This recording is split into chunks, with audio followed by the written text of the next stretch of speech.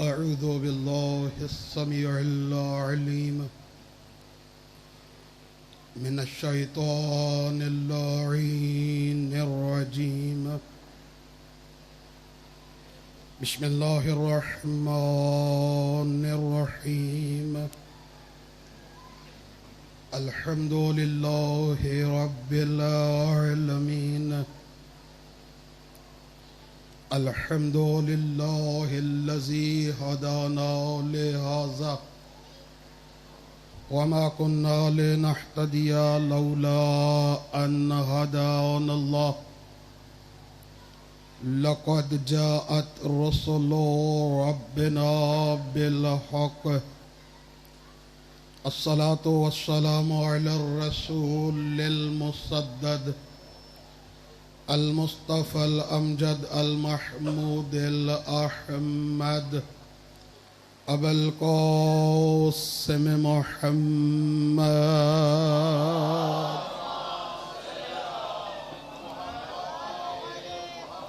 وآله الطيبين الطاهرين المعصومين المظلومين المنتجبين المنتخبين المطهرين الذين أذهب الله عنهم الرجس وطهرهم تطهيرا.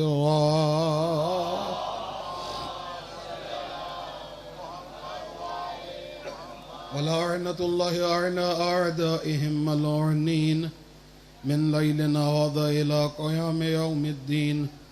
أما بعد فقد قال الله تبارك وتعالى في كلامه المجيد. بسم الله الرحمن الرحيم. إنما وليكم الله ورسوله والذين آمنوا الذين يقيمون الصلاة ويؤتون الزكاة وهم راكعون. صلوات.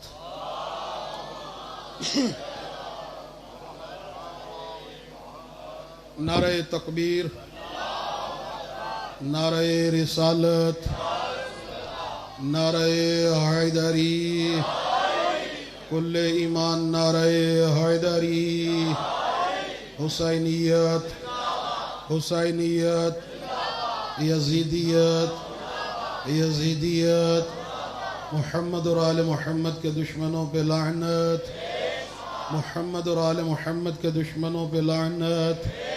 با آواز بلند صلوات.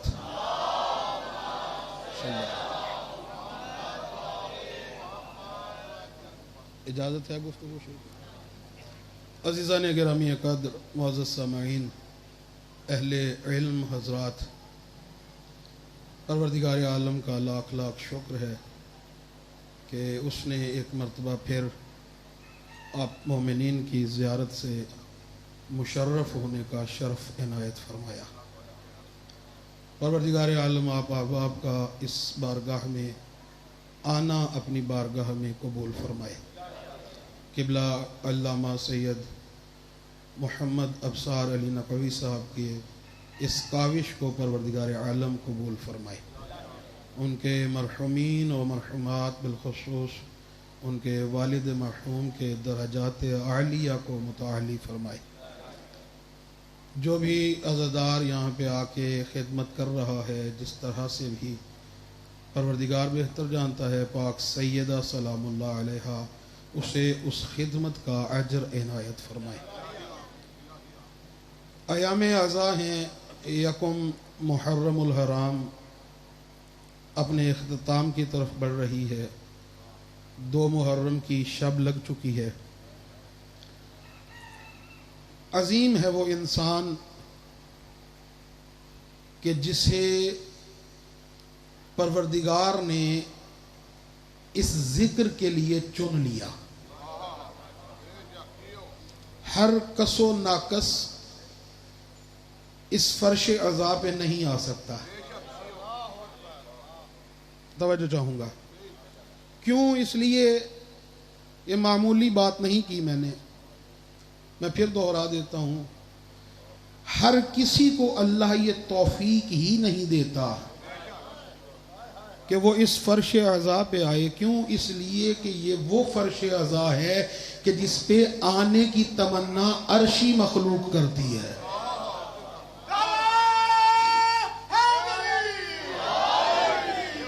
اب آپ اندازہ لگائیے کہ آپ کا کیا مقام ہے. اسی لیے کہتے ہیں نا کہ جب فرش عزا پہ بیٹھیں تو کسی کو کوہنی نہ ماریں, کسی کو دھکا نہ دیں. آپ نے تجربہ کیا ہوگا, آپ یہ شالیمار ٹاؤن میں رہتے ہیں, بیت الفدق کے مضافات میں ارد گرد آپ کو کئی چہرے ایام عزا میں ایسے نظر آئیں گے جنہیں آپ نے زندگی میں کبھی پہلے دیکھا ہی نہیں ہوگا. کیوں؟ اس لیے کہ نہیں معلوم کہ کون کس صورت میں اس فرش عزا پہ آیا ہے. تو بہت بڑا مقام ہے, بہت بڑا مقام ہے عزادار کا. آپ مراجع اعظام کی تاریخ پڑھیں, آپ ائمہ اطہار علیہم الصلوۃ والسلام کی تاریخ کا مطالعہ کریں. عزیزان گرامی قدر, یہ عزاداری آسان نہیں ہے. میں 2-4 جملے کہہ کے اپنے موضوع کی طرف آؤں. امام صادق علیہ الصلوۃ والسلام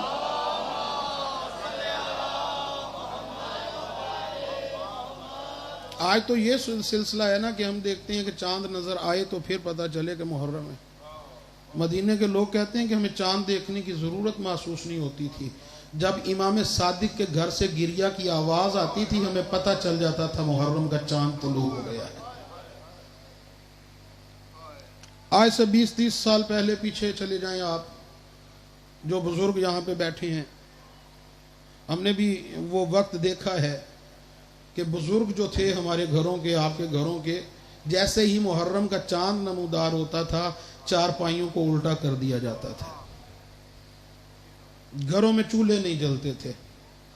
آج سب کچھ بدل چکا ہے. وقت کے ساتھ ساتھ خود کو بدلیں, لیکن اتنا نہ بدلیں کہ آپ کی ساری بزرگوں کی محنت ہی بدل جائے. میں کچھ کہہ رہا ہوں, خدا کی قسم امام حسین علیہ السلام کے ساتھ ظلم ہو رہا ہے. آپ بھی کر رہے ہیں, ہم بھی کر رہے ہیں. ہم کر رہے ہیں. کیسے کر رہے ہیں؟ مجھے یاد ہے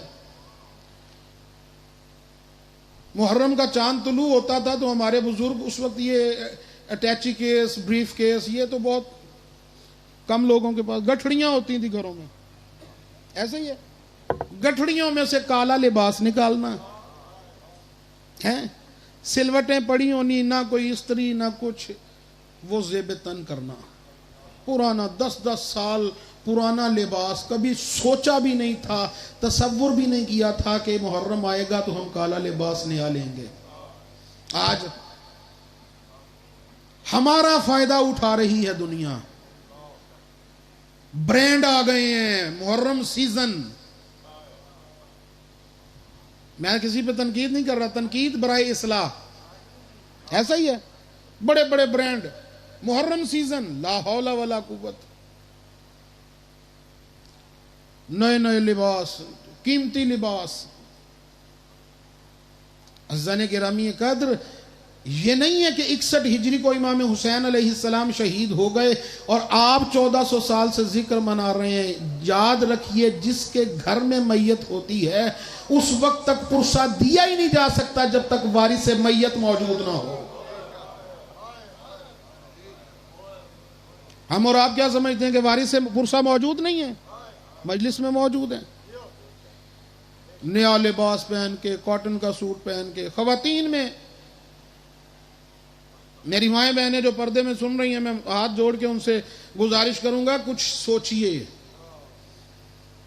بڑے بڑے برانڈ کے سوٹ, یہ ڈیزائن ہم نے پچھلے سال پہنا تھا, اس سال نہیں پہنیں گے, شادی پہ جا رہی ہیں.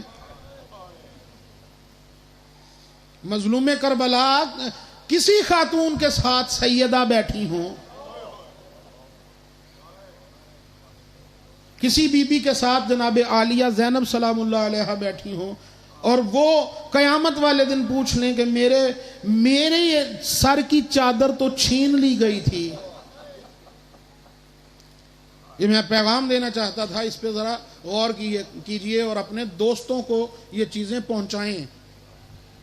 دنیا ہمیں کسی اور راستے پہ لے کے جانا چاہتی ہے، لیکن ہمارا مذہب یہ 10 محرم کے بعد محرم ختم نہیں ہوگا۔ اصل محرم تو شروع ہی شام غریباں سے ہوا ہے۔ حسین نے محمد الرسول اللہ بچایا ہے، جناب عالیہ زینب نے حسین بچایا ہے۔ میں دعا کرتا ہوں کہ پروردگار ہمیں یہ توفیق عنایت فرمائے کہ ہم امام حسین علیہ السلام کا جو مقصد ہے اسے فوت نہ ہونے دیں، اسے یاد رکھیں۔ درود پڑھ لیجئے محمد و آل محمد۔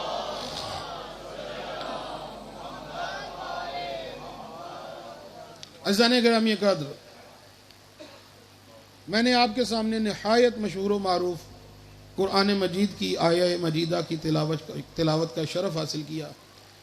پروردگار عالم نے قرآن مجید میں 114 سورہ رکھے، 114 سورتوں کا نام قرآن ہے۔ پروردگار عالم نے ہر سورہ کو الگ الگ نام دیا۔ توجہ فرمائیے گا۔ سورۃ الفاتحہ، سورۃ البقرہ، سورہ یاسین، سورہ حدید، سورہ کافرون، ہر سورہ کا الگ الگ نام رکھا۔ اسی طرح پروردگار عالم نے قرآن میں کچھ آیتیں ایسی ہیں کہ جن کو الگ نام دیا۔ مثلا آیت تطہیر، جیسے ہی لفظ سے زبان سے یہ لفظ نکلا آیت تطہیر، آیت پڑھنے کی ضرورت نہیں ہوگی، فوراً آیت ذہن میں آ جائے گی۔ آیت مودت، ٹھیک ہے۔ اسی طرح پروردگار عالم نے اس آیت کو، جسے میں نے سرنامہ کلام قرار دیا، اسے اللہ نے ایک نام عطا کیا۔ وہ نام کیا ہے؟ آیت ولایت، ولایت والی آیت۔ اور اس آیت میں پروردگار عالم نے 3 ولایتوں کا تذکرہ کیا۔ انما ولیکم اللہ، یقیناً بے شک اللہ تمہارا ولی ہے۔ توجہ، وَرَسُولُهُ، اور رسول تمہارا ولی ہے۔ کتنی ولایتیں ہو گئیں؟ 2۔ وَالَّذِينَ، اور وہ لوگ تمہارے ولی ہیں، آمنوا الذین، جو ایمان لے آئے، یقیمون الصلاۃ، اور وہ جو ایمان لے آئے وہ ہیں کہ جو نمازوں کو قائم کرتے ہیں،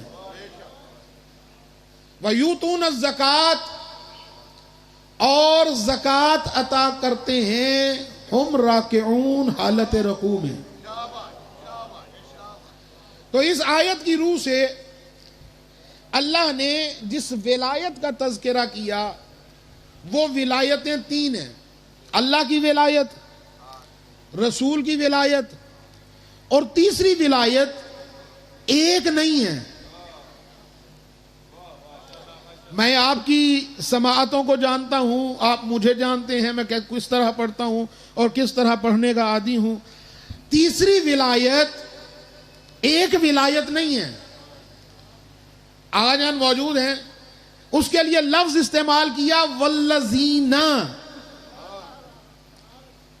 ایک نہیں، اللہ زی نہیں کہا، الذین، وہ مومنین خاص تمہارے ولی ہیں۔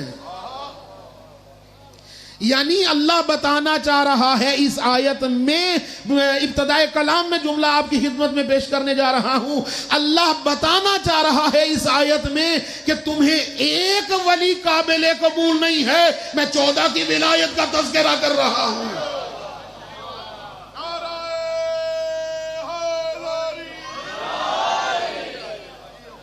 تو یہ پروردگار فرما رہا ہے کہ میں نے 3 ولایتیں رکھی. اس آیت میں 3 ولایتوں کا ذکر کیا.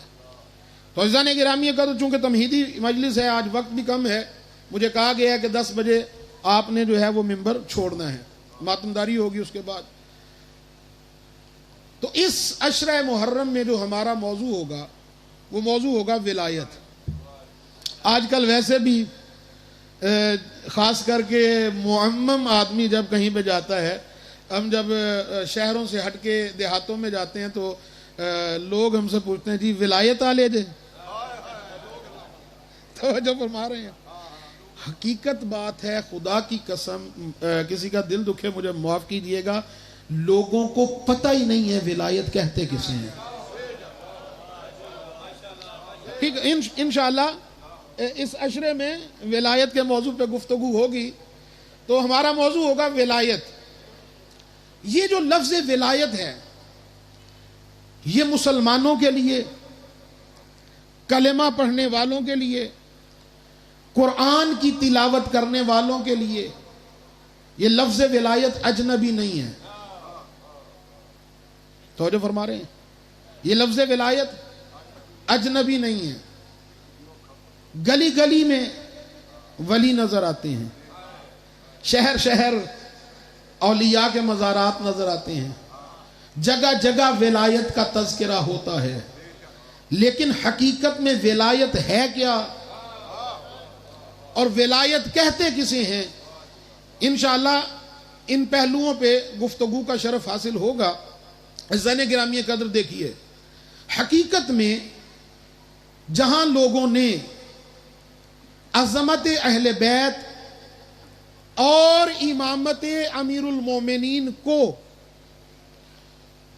تبدیل کرنے کے لیے, اس سے منہ موڑنے کے لیے ہیلوں اور بہانوں سے کام لیا, وہیں پہ لوگوں نے لغت کو بہانہ بنا کر ولی کے مختلف معنی بیان کیے.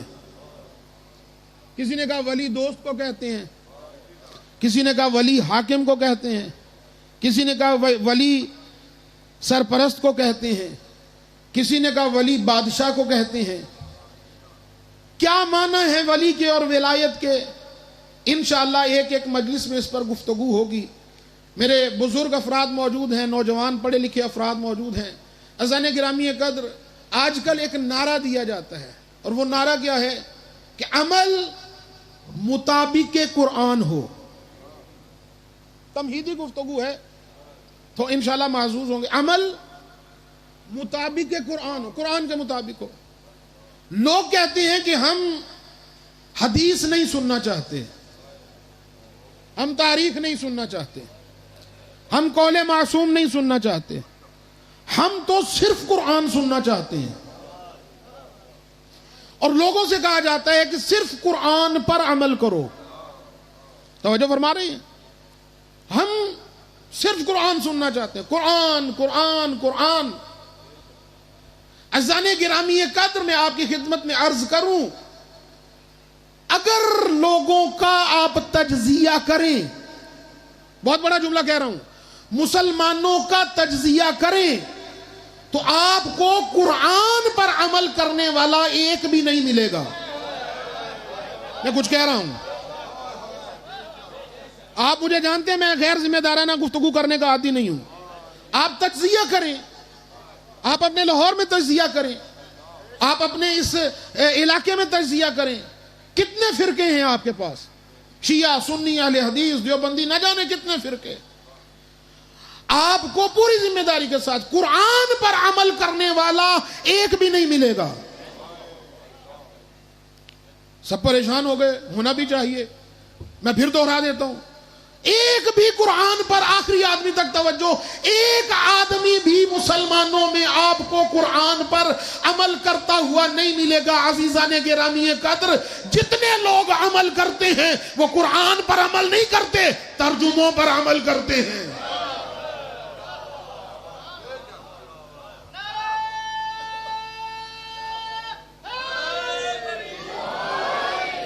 قرآن کے ترجموں پر عمل کرتے ہیں. اور میری اس بات کی دلیل یہ ہے کہ آپ کسی بھی مسلمان کے گھر چلے جائیے، آپ کو اس کے گھر میں جو رکھا ہوا قرآن ملے گا، اس کا ترجمہ اس کے مسلک کے مطابق کیا ہوگا۔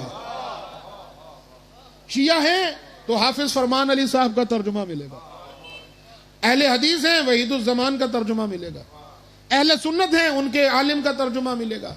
تو پتہ چلا قرآن پہ عمل کوئی نہیں کر رہا، ترجمے پہ عمل کر رہا ہے۔ اسی وجہ سے جو ترجمے پر عمل ہو رہا ہے، وہ جو ترجمہ کر رہا ہے اس مسلک کا عالم، اس مذہب کا عالم، وہ اپنے عقیدے کے مطابق، اپنے نظریے کے مطابق، اپنے مذہب کے مطابق قرآن کا ترجمہ کر رہا ہے، اور ترجمہ کرتے وقت اس کے اپنے عقیدے کی آمیزش شامل ہے اس قرآن کے ترجمے میں۔ لہذا قرآن پہ عمل کوئی نہیں کر رہا، ترجموں پہ عمل کر رہا ہے۔ تو پھر ہونا کیا چاہیے؟ الحمدللہ ہم وہ ہیں، یہ نہیں ہے کہ میں شیعہ ہوں اس لیے کہہ رہا ہوں، ہم وہ ہیں کہ جنہوں نے قرآن کا معنی ایرو غیروں سے نہیں لیا، وارثین قرآن سے لیا ہے۔ ہم کسی عالم کی زبان سے نکلے ہوئے لفظ پہ عمل نہیں کرتے، ہم حدیث معصوم پہ اور فرمان معصوم پہ عمل کرتے ہیں۔ اسی لیے لفظ ولی کے بھی مختلف معنی کر دیے گئے ترجموں کی وجہ سے، جس کا جو مسلک اس کا وہی ترجمہ۔ کسی نے کہا ولی کا معنی حاکم ہے، کسی نے کہا ولی کا معنی دوست، کسی نے کہا ولی کا معنی سرپرست، کسی نے کہا ولی کا معنی اولا بالتصرف، کسی نے کہا ولی کا معنی بادشاہ۔ اسی طرح ولایت کے معنی مختلف کیے، توجہ فرما رہے ہیں؟ تو انشاءاللہ بیان کروں گا کہ ولایت کا اور ولی کا معنی کیا ہے، لیکن آج ایک عجیب و غریب چیز آپ کے سامنے پیش کرنا چاہتا ہوں۔ آج لوگ آ کے سوال کرتے ہیں، وہ کہتے ہیں مسلمانوں کی صفوں کے درمیان اتحاد ہونا چاہیے۔ ایسا ہے یا نہیں؟ جو ہمارے پاکستان کے حالات ہیں، اور واقعاً اتحاد کی ضرورت ہے۔ کوئی باشعور انسان اس بات کا انکار نہیں کر سکتا کہ مسلمانوں کے درمیان اتحاد ہونا چاہیے۔ ہر کوئی یہی چاہتا ہے کہ مسلمانوں کی صفوں کے درمیان اتحاد ہو۔ کیوں؟ اس لیے کہ اگر اتحاد ہوگا تو مسلمان آپس میں مل جل کر رہیں گے، آپس میں ایک دوسرے کے دشمن نہیں بنیں گے۔ لیکن عزیزان گرامی قدر، یہ جو لوگ آ کر کہتے ہیں کہ مسلمانوں کی صفوں میں اتحاد پیدا ہو جائے، میں ان کے سامنے عرض کروں واقعاً ضروری ہے اتحاد۔ کیوں؟ اس لیے کہ اتحاد اگر اختلاف ہو تو اتحاد کی مخالفت موت ہے، اتحاد کی موافقت زندگی ہے۔ توجہ چاہوں گا، اتحاد ضروری ہے، لیکن فیصلہ یہ کرنا ہے کہ جو اتحاد ضروری ہے وہ اتحاد کس کے خلاف ہو۔ بہت بڑا جملہ کہہ رہا ہوں میں۔ یہ اتحاد پہلے یہ طے کیا جائے کہ یہ اتحاد کس کے خلاف ہو۔ عزیزان گرامی قدر، اگر اتحاد باطل کے خلاف ہو تو قابل تعریف ہوتا ہے، اگر حق کے خلاف ہو قابل لعنت ہوتا ہے۔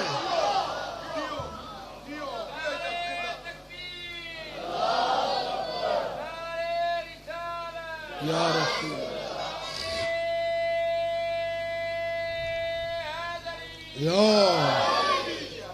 توجہ فرما رہے ہیں؟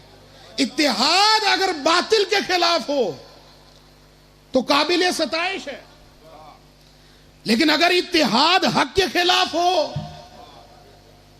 تو قابل لعنت ہے، قابل نفرین ہے۔ میں ہاتھ جوڑ کر آخری آدمی تک توجہ چاہ کے یہ جملہ کہنے کی اجازت طلب کر رہا ہوں، اتحاد اگر باطل کے خلاف ہو، بولیے، اگر اتحاد باطل کے خلاف ہو تو قابل ستائش ہوتا ہے، اگر اتحاد حق کے خلاف ہو تو قابل لعنت ہوتا ہے۔ اب میں مسلمانوں سے پوچھنا چاہتا ہوں، کربلا کے میدان میں 72 افراد کے خلاف جو مختلف قبیلوں کے درمیان اتحاد ہوا تھا، آپ اس اتحاد کی تعریف کریں گے یا اس پہ لعنت کریں گے؟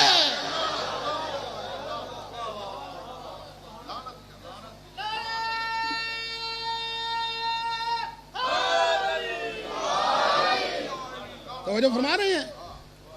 وہ جو 72 افراد کے خلاف اتحاد ہوا تھا مختلف قبیلوں کے درمیان، آپ یہاں پہ فیصلہ کیجئے. یقیناً اتحاد ضروری ہے، لیکن فیصلہ یہ کیجئے کہ نقطہ اتحاد کسے قرار دیا جائے. اس وقت تک فیصلہ نہیں ہو سکتا جب تک یہ طے نہ کر لیا جائے کہ اتحاد کس بات پر ہو، نقطہ اتحاد کسے قرار دیا جائے. اور اب میں بحث ادھر ادھر کی نہیں کر رہا، قرآن ہی سے پوچھتے ہیں. قرآن نے ہمیں بتایا. مسلمان آج آپ کو ملیں گے جو کہتے ہوئے نظر آئیں گے تمام اشہد ان لا الہ الا اللہ و اشہد ان محمد الرسول اللہ کہنے والے ایک ہو جائیں. کیا یہ ممکن ہے کہ اشہد ان لا الہ الا اللہ و اشہد ان محمد رسول اللہ کہنے والے ایک ہو جائیں، متفق ہو جائیں، متحد ہو جائیں؟ کہا یہ ممکن نہیں ہے. میں یہ طبری سے نہیں پڑھ رہا، یہ ابن خلدون سے نہیں پڑھ رہا، کسی معصوم کا قول نہیں بیان کر رہا، کسی مفتی کا فتویٰ بیان نہیں کر رہا. عزیزان گرامی قدر، آج آپ کے درمیان آپ فیصلہ کیجئے کہ کیا اشہد ان لا الہ الا اللہ اشہد ان محمد رسول اللہ کہنے والے ایک ہو سکتے ہیں؟ کہا نہیں ہو سکتے. کیوں نہیں ہو سکتے؟ کہا پڑھیے قرآن. توجہ نہیں فرما رہے آپ. پڑھیے قرآن. پروردگار سورہ منافقون میں ارشاد فرما رہا ہے، جب لوگ رسول اللہ کے پاس آئے اور آ کر کہنے لگے اشہد ان محمد رسول اللہ، ہم گواہی دیتے ہیں کہ آپ اللہ کے رسول ہیں. اللہ نے کہا ہے حبیب یہ ٹھیک کہہ رہے ہیں کہ آپ اللہ کے رسول ہیں، لیکن یہ جھوٹے ہیں. میں کچھ کہہ رہا ہوں.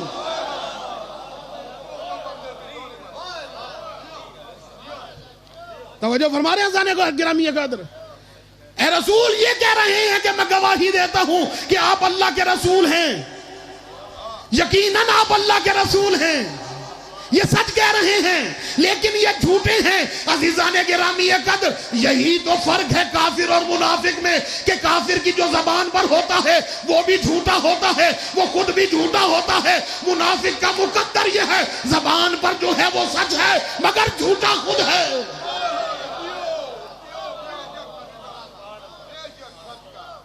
تو کس سے اتحاد کریں؟ اللہ کہہ رہا ہے کہ اے رسول تو واقعاً میرا رسول ہے، لیکن یہ جھوٹے ہیں. تو کہا ان جھوٹوں سے اتحاد کیا جائے. ابھی بھی اگر آپ نہیں سمجھے تو میں نتیجے کے لیے جملہ عرض کروں. اگر آپ کے شہر میں کوئی قادیانی ہو، توجہ نہیں فرما رہے عزیزان محترم، اگر آپ کو کوئی قادیانی مل جائے، اس سے جا کے پوچھئے تمہارا کلمہ کون سا ہے، اس سے جا کے پوچھئے تمہارا کلمہ کون سا ہے، وہ بھی کہے گا لا الہ الا اللہ محمدن رسول اللہ. یعنی ایک طرف اشہد ان محمدن رسول اللہ بھی کہہ رہا ہے، دوسری طرف یہ بھی کہہ رہا ہے غلام احمد قادیانی اللہ کا رسول تھا. توجہ فرما رہے ہیں؟ کس سے اتحاد کیا جائے؟ پہلے نقطہ اتحاد تو بیان کرو. کچھ کہہ رہا ہوں. نقطہ اتحاد کیا ہونا چاہیے؟ وہ قادیانی بھی ہے جو اشہد ان محمد الرسول اللہ کہہ رہا ہے، جملہ ضائع کیا مجھے دکھ ہوگا. یہ مسلمان بھی ہے جو اشہد ان محمد الرسول اللہ کہہ رہا ہے، وہ قادیانی بھی ہے جو اشہد ان محمد الرسول اللہ کہہ رہا ہے. اب پتہ کیا چلے کہ محمد کو خاتم النبیین ماننے والا کون ہے؟ غلام احمد قادیانی کی باطل حکومت کا، باطل نبوت کا پرستار کون ہے؟ تو اب ضروری ہے کہ بتایا جائے اشہد ان محمد الرسول اللہ کے بعد کہ ہم کدھر والے ہیں.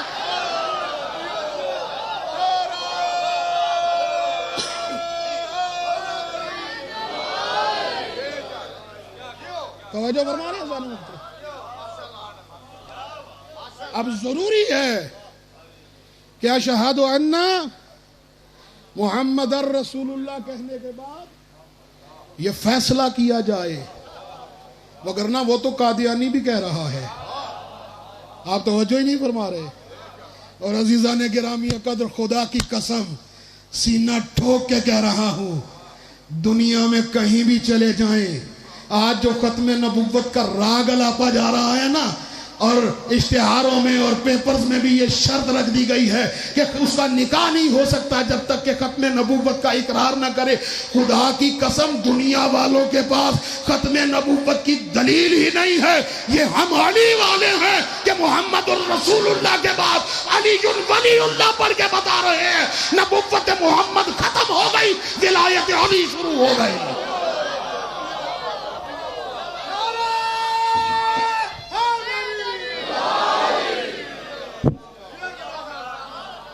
آپ سلامت رہیے۔ عزیزان گرامی قدر، اتحاد تو ضروری ہے، لیکن اتحاد کس نقطے پر ہو، نقطہ اتحاد کسے قرار دیا جائے۔ پھر آئیے بسم اللہ، ہم تو ہاتھ پھیلا کے بیٹھے ہیں، ہم تو کہتے ہیں اتحاد ہونا چاہیے۔ کیوں؟ اس لیے کہ عزیزان گرامی قدر، اتحاد تلوار کے زور پہ نہیں ہو سکتا، اتحاد کردار کے زور پہ ہوتا ہے۔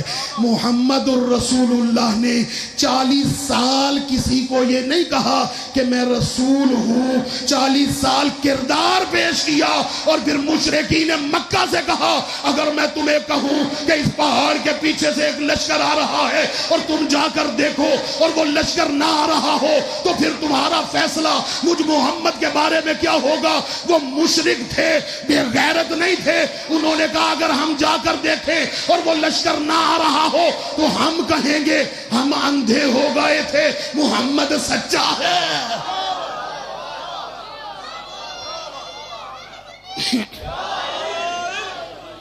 کردار پیش کرو،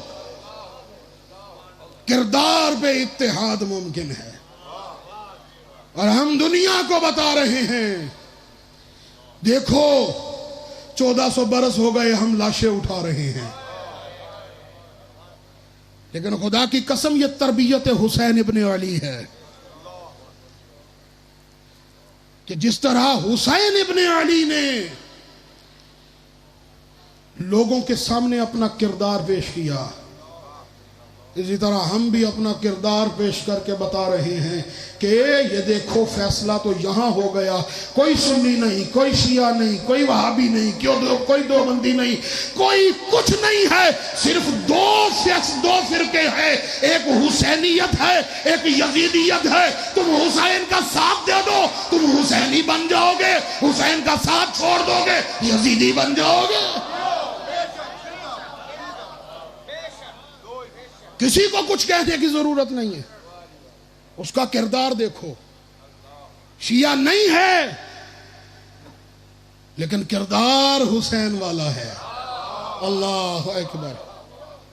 عزیزان گرامی قدر، انسان بننے سے پہلے آدمی بننا ضروری ہے، اور حسین ابن علی نے، اور صرف یہاں حسین ابن علی سے یہ سلسلہ شروع نہیں ہو رہا، یہ سلسلہ تو خاتم النبیین سے شروع ہو گیا۔ نبی نے 40 سال کردار پیش کیا، کافر کے مکہ کے مشرکین جو تھے وہ بھی اس بات کو تسلیم کرنے پہ مجبور ہو گئے کہ محمد جب بھی کچھ کہتا ہے وہ سچ کہتا ہے۔ جنہوں نے امانتیں رکھی تھیں انہوں نے رسول سمجھ کے امانتیں نہیں رکھی تھیں۔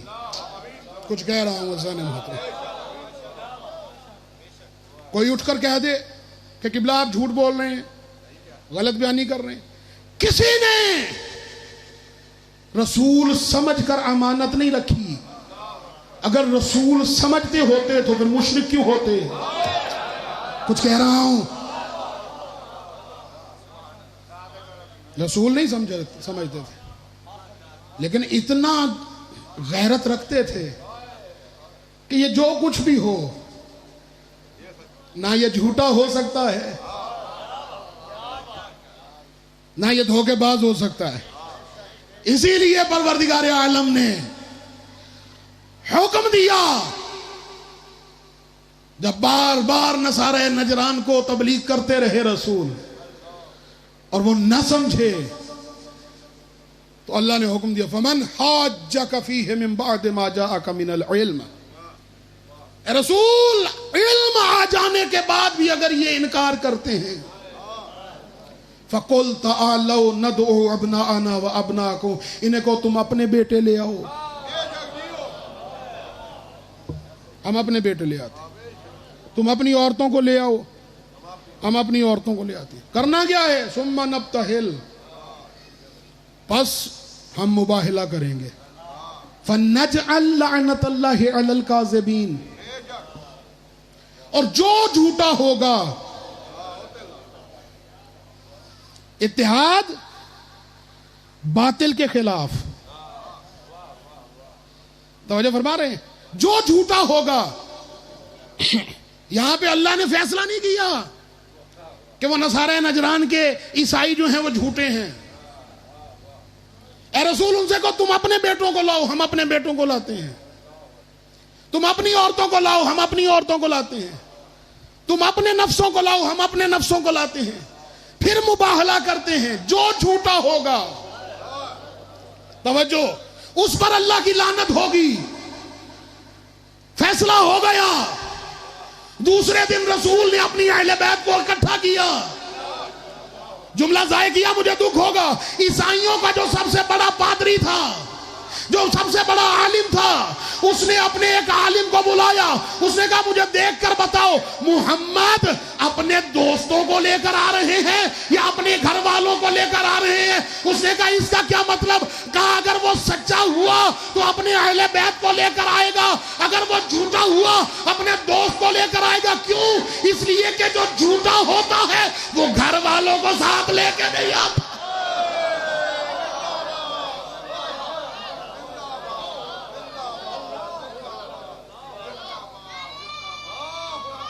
فَنَجْعَلْ لَعْنَةَ اللَّهِ عَلَى الْكَاذِبِينَ، جو جھوٹا ہوگا اس پہ اللہ کی لعنت. تو اتحاد ضروری ہے، لیکن اتحاد قرآن مجید میں پروردگار سورہ آل عمران میں آیت نمبر 103 میں ارشاد فرماتا ہے وَاعْتَصِمُوا، اللہ کی رسی کو مضبوطی سے تھام لو.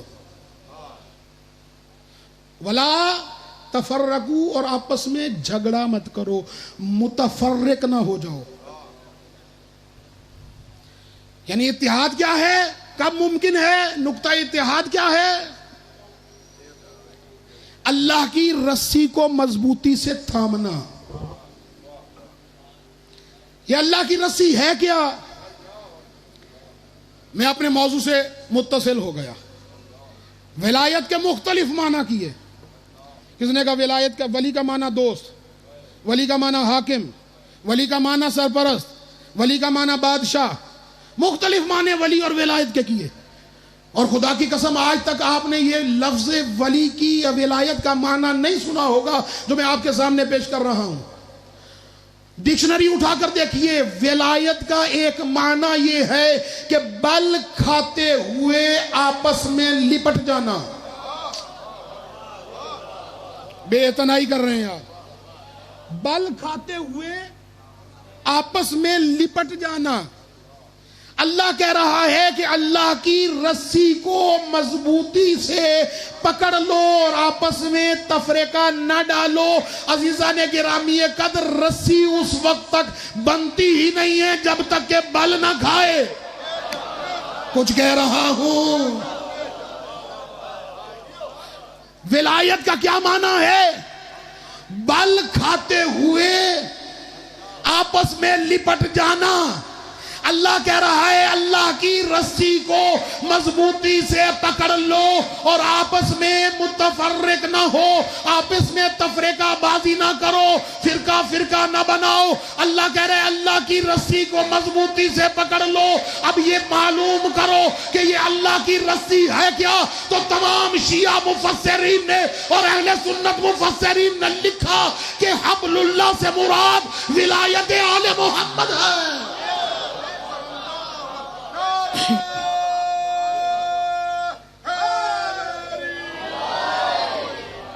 حبلullah سے مراد ولایت آل محمد ہے، اور معصوم فرماتے ہیں نحنو حبل اللہ، ہم اللہ کی رسی ہیں۔ اور عزیزان گرامی قدر، اس رسی کو اگر مضبوطی سے پکڑا جائے تو وہ اتحاد ہے۔ اب مجھے کہنے دیجئے کہ لا الہ الا اللہ کہنے پہ اتحاد ممکن نہیں ہے، محمد الرسول اللہ کہنے پہ اتحاد ممکن نہیں ہے۔ اتحاد اس وقت ممکن ہے جب محمد الرسول اللہ کے بعد علی ولی اللہ بڑھا جائے، اس وقت اتحاد ممکن ہے، اس وقت اللہ کی رسی جو ہے وہ مضبوط ہوتی ہے۔ اسی لیے پیغمبر نے فرمایا تھا کہ میری اہل بیت کی مثال سفینہ نوح جیسی ہے۔ مثل اہل بیتی کمثل سفینہ نوح، میری اہل بیت کی مثال نوح کی کشتی جیسی ہے، جو اس پہ سوار ہو گیا وہ نجات پا گیا۔ سر اٹھائیے اور جملہ لیجئے، میری اہل بیت کی مثال کشتی نوح جیسی ہے، جو اس پہ سوار ہو گیا وہ نجات پا گیا، جو اس پر سوار ہونے سے رہ گیا وہ غرق ہو گیا۔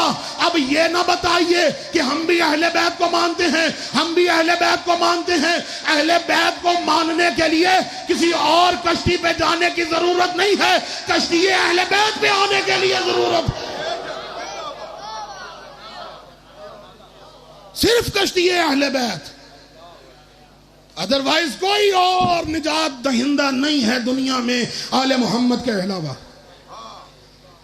رسول اللہ فیصلہ کر کے چلے گئے، اور یاد رکھیے قرآن کے بعد اگر ہمارے لیے کوئی چیز حجت ہے تو وہ زبان پیغمبر ہے، جس پر اللہ نے مہر ثبت کی ہے۔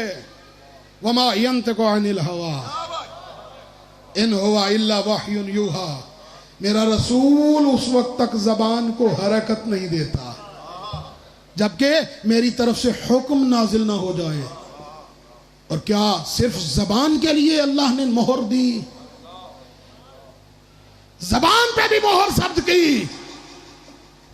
عمل پہ بھی مہر ثبت کی۔ ان اتبع الا ما یوحی الیہ، یہ میرا رسول اس وقت تک کوئی عمل ہی نہیں کرتا جب تک کہ وحی الہی نہ آ جائے۔ یعنی اللہ نے رسول کے عمل پہ بھی مہر لگائی، رسول کی زبان پہ بھی عمل لگائی، اور اب اگر دونوں چیزیں ایک جگہ پہ جمع ہو جائیں اور رسول غدیر کے مقام پر علی کو ہاتھوں پہ بلند کر کے کہے من کنت مولا ہو فہذا علی مولا، تو نہ رسول نے اپنی طرف سے کہا نہ رسول نے اپنی طرف سے کچھ کہا، اللہ کہہ رہا ہے جس کا میں مولا اس کا یہ علی مولا۔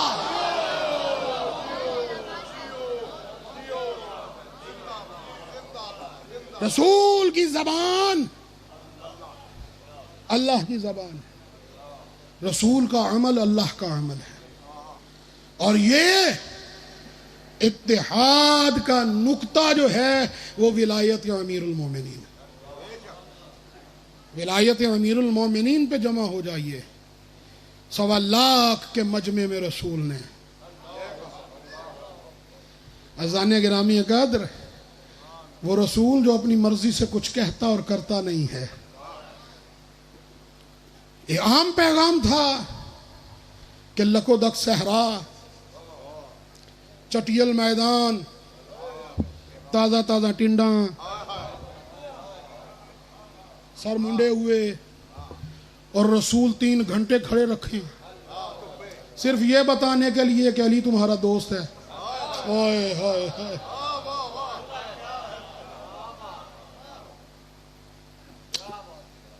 اللہ نے عقل دی ہے نا، سوچیں اس پر۔ آپ جولائی کا مہینہ ہے آج کل تو ماشاءاللہ حبس بھی بہت ہے، یہاں پہ 1 گھنٹہ کسی کو کھڑے رکھیں چوک میں، 1 گھنٹہ اس کے سامنے تقریر کریں، اور اس کے بعد بتائیں کہ قبلہ ابصار نقوی صاحب آپ کے بہت اچھے دوست ہیں۔ وہ کیا کہے گا؟ حضور اگر یہ بتانا تھا تو آپ کمرے میں جا کے بتا دیتے ہیں۔ نہیں عزیزان گرامی قدر، یہ جو 3 گھنٹے رسول نے کھڑا رکھا اور اپنی زندگی کا طویل ترین خطبہ دیا. اوئے ہوئے ہوئے، یہ معنی خیز تھا نا، بے معنی تو نہیں تھا. رضان گرامی اگر رسول بتا رہے ہیں کہ اگر اتحاد ممکن ہے تو اتحاد کا نقطہ جو ہے وہ امیر المومنین ہے. اسی ولایت امیر المومنین کو بچانے کے لیے حسین کربلا ہے. یہ حسین کی قربانی عام قربانی نہیں ہے. عبداللہ ابن عباس، محمد حنفیہ جیسی ہستیاں، جناب ام سلمہ جیسی ہستی بار بار حسین ابن علی کو روک رہے ہیں، آقا نہ جائیے، آقا نہ جائیے. امام فرماتے ہیں کہ اللہ یہ چاہتا ہے کہ مجھے قتل ہوتا ہوا دیکھے.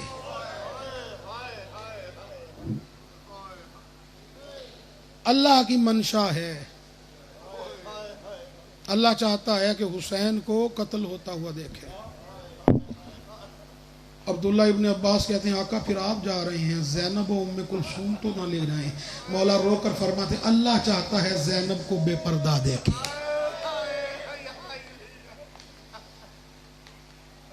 آپ جانتے ہیں میں مصائب میں بخل نہیں کرتا، اپنی آوازوں کو آزاد چھوڑو، اپنے گریے کی آواز کو بلند کرو. اللہ جانے کس کے پہلو میں سید سجاد بیٹھے ہو.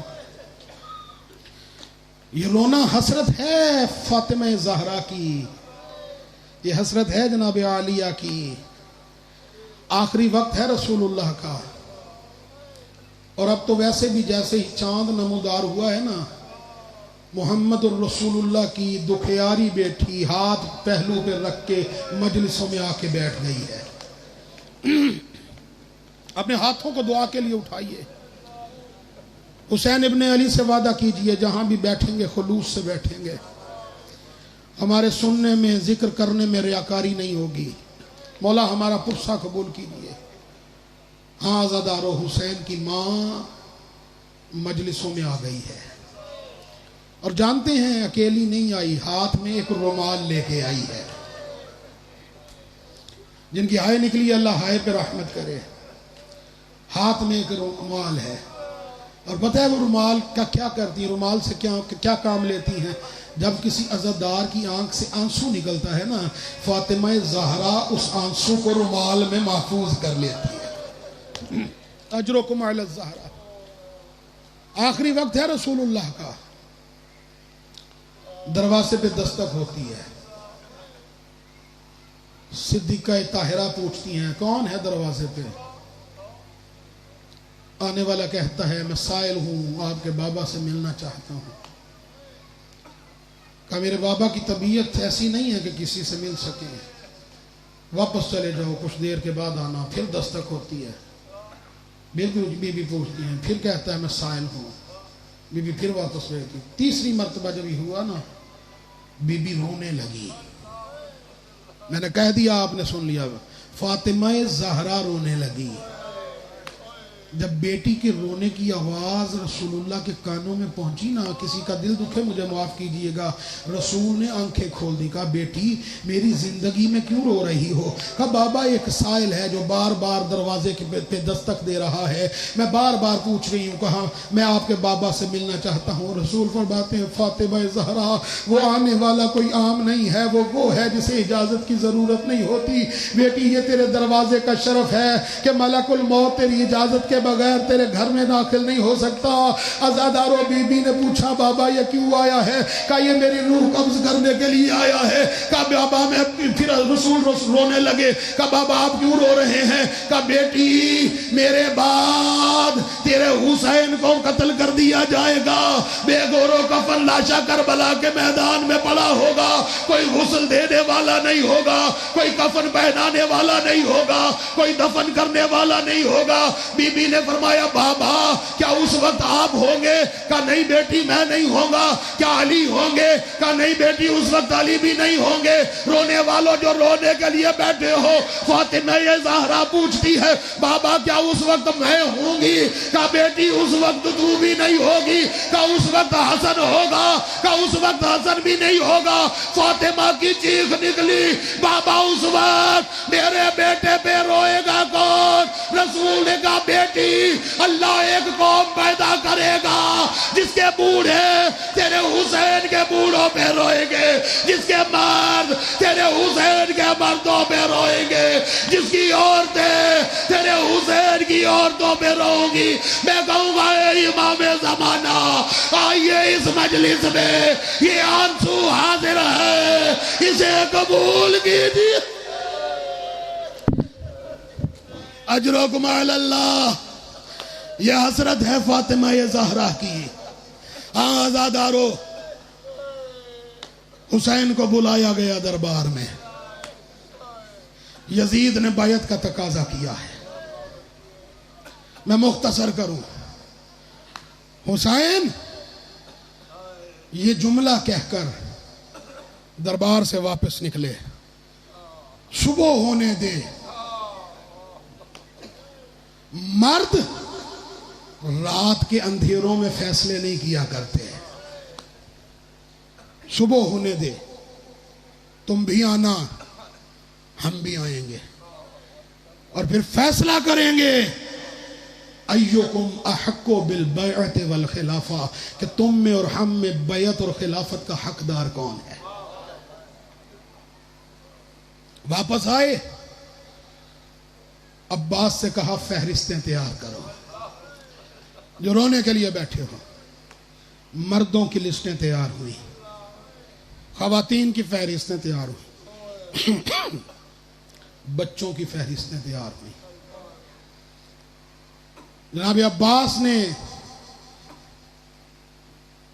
حسین ابن علی کی بہنوں کا نام لکھا، ازواج کا نام لکھا، بیٹوں کا نام لکھا، بیٹیوں کا نام لکھا۔ جب بیٹیوں کا نام لکھ دیا نا تو ایک بیٹی قریب آئی، کہا چچا کیا میرا نام فہرست میں نہیں ہے؟ کہا آقازادی اپنے بابا سے جا کے پوچھئے، جو رات کے اس پہر میں یکم محرم کو حسین کے غم میں بیٹھ کے مجلس سن رہے ہیں، آقازادی اپنے بابا سے جا کے پوچھئے، سنیں گے؟ کسی کا دل دکھے مجھے معاف کیجیے گا۔ فاطمہ صغرا آئی بابا کے پاس، بابا آپ نے سب کا نام لکھا، میرا نام کیوں نہیں لکھا؟ سنیں گے؟ کسی کا دل دکھے، بار بار کہہ رہا ہوں مجھے معاف کیجیے گا۔ کہا بیٹی تیری شکل میری ماں فاطمہ سے ملتی ہے۔ میں نے کہہ دیا، آپ نے سن لیا، بیٹی فاطمہ صغرا تیری شکل میری ماں فاطمہ زہرا سے ملتی ہے۔ میں جانتا ہوں میری شہادت کے بعد میری ماں بہنوں اور ماں بیٹیوں کے ہاتھوں میں رسن ڈالے جائیں گے، ان کو بازاروں اور درباروں میں پھیلایا جائے گا۔ میں یہ نہیں چاہتا لوگ تجھے دیکھ کر کہے محمد کی بیٹی آ گئی ہے۔ اجرکم علی الزہرا، اجرکم علی الزہرا۔ فہرستیں تیار ہوئیں، قافلہ بن کے تیار ہو گیا، محمل تیار ہو گئے، حسین ابن علی کے لیے کرسی لگا دی گئی۔ اب مسند پر تشریف فرما ہے حسین ابن علی، دائیں اکبر کھڑے ہیں۔ علامہ طالب جوہری صاحب کی کتاب ہے مقتل کی حدیث کربلا، میرے پاس موجود ہے۔ دائیں اکبر کھڑے ہیں، بائیں قاسم کھڑے ہیں۔ اچانک آواز آئی، علی اکبر کی ماں ام لیلا آ رہی ہے۔ آہستہ آہستہ میرے ساتھ سفر کیجیے۔ علی اکبر کی ماں ام لیلا آ رہی ہے۔ امام حسین نے علی اکبر کی طرف دیکھا، اکبر جاؤ جا کر ماں کو سوار کراؤ۔ اکبر نے ماں کو سوار کرایا، پھر آواز آئی قاسم کی ماں ام فروا آ رہی ہے، قاسم جاؤ ماں کو سوار کرواؤ۔ پھر اچانک آواز آئی علی کی چھوٹی بیٹی ام کلثوم آ رہی ہے۔ عباس جی آقا جاؤ بہن کو سوار کراؤ۔ جب سب بیبیاں سوار ہو گئیں اچانک ایک گھر سے پردہ اٹھا، کچھ عورتوں کے جھرمٹ میں ایک بی بی نمودار ہوئی. کسی نے کہا علی کی بڑی بیٹی زینب آ رہی ہے. ادھر سے حسین نے مسند چھوڑی، ادھر سے عباس بھاگے، ادھر سے علی اکبر دوڑے، ادھر سے قاسم دوڑے. عباس نے آ کر زانو کو طے کیا. عباس نے چاہا آقا زادی کو سوار کرائے، کہا نہیں عباس آج میں تجھ سے سوار نہیں ہوں گی. اکبر آگے بڑھے، کہے بیٹا اکبر آج زینب تجھ سے بھی سوار نہیں ہوگی. قاسم آگے بڑھے، پھوپھی اماں میں سوار کراتا ہوں. نہیں قاسم آج زینب تجھ سے سوار نہیں ہوگی. اب بوڑھا حسین آگے بڑھا، اے بہن زینب آ تجھے میں سوار کراؤں. ہاتھوں کو جوڑ کے کہا اے بھیا حسین مجھے معاف کرنا، میں آج تم سے بھی سوار نہیں ہوں گی. حسین نے کہا زینب پھر کس سے سوار ہوگی؟ کہا مجھے آج وہ سوار کرائے جو 11 محرم کو پسے کوئی ہاتھوں کو بندھا ہوگا، مجھے سوار کرائے گا. حسین نے کہا میرے سجاد کو بولا. ماتم حسین